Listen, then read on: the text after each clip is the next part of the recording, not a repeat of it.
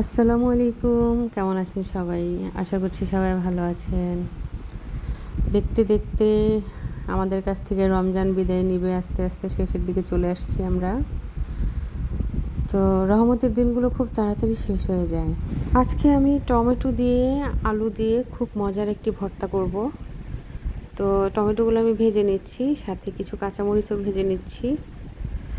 তো টমেটো প্রায় হয়ে গেছে আমার, নামিয়ে নিব। টমেটো ভর্তাটা গরম ভাতের সাথে খেতে খুবই মজা। আমি শুকনো মরিচ, রসুন কুচি, পেঁয়াজ কুচি একসাথে ভেজে নেব। ভাজা হয়ে গেছে, এখন নামিয়ে নেব। লবণ দিয়ে পেঁয়াজগুলো ডলে নেব, মরিচগুলো ডলে নেব।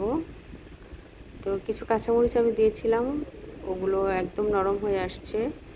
তো এই কাঁচামরিচগুলো আমি এগুলোর সাথে ডলে নেব। এই ভর্তাটা একটু ঝাল ঝাল, বাট অনেক মজা খেতে। টমেটোগুলো একদম নরম হয়ে গেছে।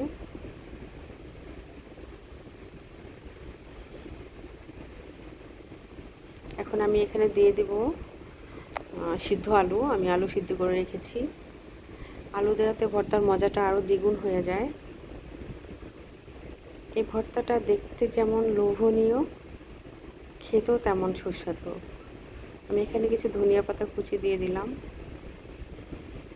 এখন দিয়ে দেবো সরিষার তেল, কারণ আমরা জানি যে সরষের তেল সব ভর্তাতে না দিলে একটুও ভালো লাগে না। সরষের তেল মজাটা আরও বাড়িয়ে দেয়। ব্যাস হয়ে গেল আমার ভর্তা।